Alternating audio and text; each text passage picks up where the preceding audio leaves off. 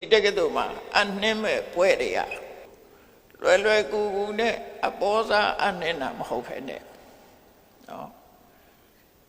ပိဋကစာပေထဲမှာ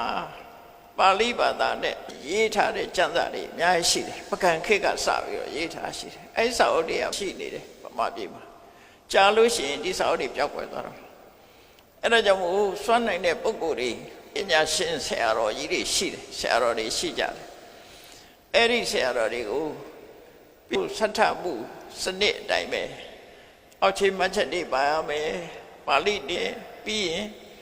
alphabetic order နဲ့တောင်းနေတပတ်ပဋ္ဌာနာအနုကမဏိကာတို့လက်ခိတပမဏိကာတို့နောက်ကနေခင်မိတဲ့ဒီစနစ်တွေနဲ့ထည့်သွင်းထားပြီးတော့လွယ်တဲ့စနစ်မျိုးနဲ့ကျမ်းရှင်းသားပြီးတော့တင်သွင်းနိုင်ပါဠိတထဝိဘဝီဆိုတဲ့ပါဠိပညာရှင်ဆိုတဲ့ဖွဲ့တူကိုဆက်ကပ်ပြီးတော့အင်္ဂလိပ်လိုကြောင့် literature ဒီlitလို့ခေါ်တာပေါ့အငုံတက္ကသိုလ်ကလေရီဆရာတော်ကြီးရေးတဲ့ဒီပဏိကျမ်းတွေကိုအကြောင်းပြုပြီးတော့ဒီlitဆိုပွဲလေဆရာတော်ကြီးကိုကပ်ဖူးတဲ့အငုံတက္ကသိုလ်ကဆရာတော်ကြီးရေးတာအခုဒီမှာပိဋကစာပေပါဠိလိုရေးထားတဲ့ကျမ်းဂန်တွေကိုတိဖြတ်ထုတ်ဝေနိုင်တဲ့တိဖြတ်နိုင်တဲ့ကျမ်းပြုနိုင်တဲ့ပုဂ္ဂိုလ်တွေစတ္ထပါဠိစတ္ထဆရာတော်တွေကိုထိလစ်ပွဲကပ်ဖို့ဒါသူရေးတဲ့စာအုပ်ပေါ်မှာကြည့်ပြီးတော့လုပ်တယ်နောက်တစ်ခုကတော့သုတ္တဓမ္မဝိဘဝီသုတ္တဓမ္မဝိဘဝီ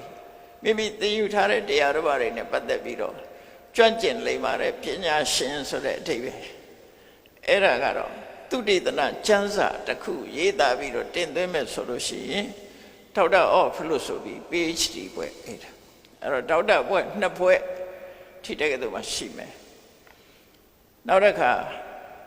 မာစတာဘွဲ့ကြတော့သုတ္တဓမ္မဝေဒီဒါနဲ့ပတ်သက်ပြီးအသိပညာရှိတဲ့ပုဂ္ဂိုလ်ဆိုတာအဲ့ဒါလေခေါင်းစည်းတစ်ခုပေးပြီးတော့ကျမ်းဖြစ်အောင်ရေးနိုင်တဲ့ပုဂ္ဂိုလ်တွေအတွက်မာစတာဘွဲ့နဲ့ level 2သုတ္တဓမ္မဝေဒီနောက် BA အတွက်ဘွဲ့ဆိုတဲ့အခြေခံကြတော့သုတ္တဓမ္မခဝေတိ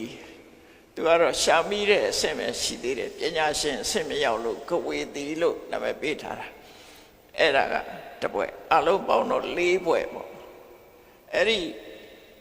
၄ပွဲရဲ့အခြေခံတစ်ခုကတော့သုတ္တဓမ္မဒီပလိုမာဆိုတာအဲ့ဒါတော့အခြေခံတွေကိုသိကြတာပေါ့အဲ့တော့အချင်းချုပ်အဖြစ်ဒီတက္ကသိုလ်ကြီးကိုဌာန၄ခုနဲ့ဌာန၅ခုနဲ့ဖွဲ့စည်းသတ်မှတ်ပြီးတော့ဒီဌာန၅ခုမှာရှိတဲ့စီမင်းစည်းကမ်းတွေအတိုင်းဒီအောင်မြင်အောင်ဆောင်ရွက်သွားနိုင်ဖို့